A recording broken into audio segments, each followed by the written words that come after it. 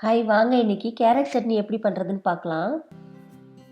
அதுக்கு நான் ஒரு கடையில் கொஞ்சம் எண்ணெய் விட்டுருக்கேன். அது கடலைப்பருப்பு போட்டுக்கலாம்.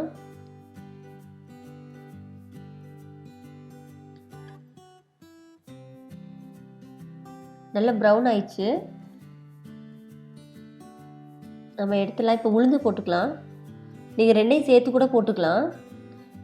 ஏன்னா தனித்தனியாக ஏன்னா கடலைப்பருப்பு ப்ரௌனாக இருக்குது, ரொம்ப டைம் எடுக்கும். அதனால தான் தனித்தனியாக வறுத்துக்கிறேன். இப்போ தனித்தனியாக தான் வறுக்கணும் அது. இப்போ நான் மிளகாய் போட்டுக்கிறேன். காரத்துக்கு ஏற்ற மாதிரி போட்டுக்கோங்க. நீங்கள் கூட க்ரீன் சில்லி கூட போட்டுக்கலாம். ஏன்னா அது க்ரீனாகவே இருக்கும். இது நல்லா நல்லா அதுவும் டேஸ்ட் நல்லாயிருக்கும். இப்போ வரமிளகாய் இப்போ எடுத்தாச்சு. இப்போ நம்ம கேரட் சேர்த்துக்கலாம்.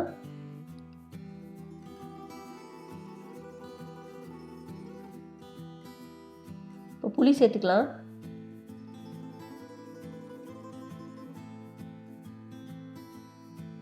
கொஞ்சம் கறி லீஃப் போட்டுக்கிறேன். நீங்கள் வேணா அவாய்ட் பண்ணிக்கலாம், வேணான்னா விட்டுறலாம். நான் எந்த சட்னி அரைச்சாலும் கொஞ்சம் கருவேப்பிலை ஆட் பண்ணிக்குவேன். இப்போ நம்ம ரொம்ப வதக்கணும்னு அவசியம் இல்லை. இப்போ ரெடி ஆகிடுச்சு பாருங்கள். கொஞ்சம் சால்ட்டு போட்டுக்கலாம். இப்போ அரைச்சாச்சு.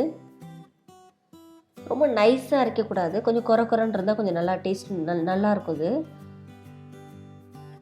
இப்போ நம்ம தாளிச்சிடலாம். எண்ணெய் ஊற்றி கொஞ்சம் கடுகு போட்டிருக்கேன்.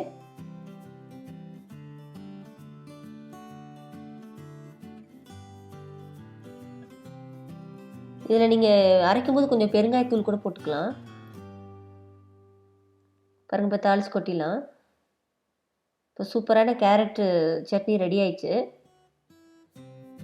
ஏன்னா ஒரு குழந்தைங்களாம் கேரட் சாப்பிடாதுங்க. இந்த மாதிரி சட்னியாக பண்ணி கொடுத்தா அவங்களுக்கும் தெரியாது, நம்மளும் ஹெல்த்தியாக கொடுத்த மாதிரி இருக்கும். அன்றைக்கி நான் ஊற்றப்போ தான் ஊற்றிருந்தேன். சூப்பராக இருந்துச்சு. ஆனால் கொஞ்சம் ஸ்பைஸியாக இருக்கணும். ஏன்னா கேரட் இனிப்பாக இருக்கும். இந்த மாதிரி ட்ரை பண்ணி பாருங்கள். பாய்.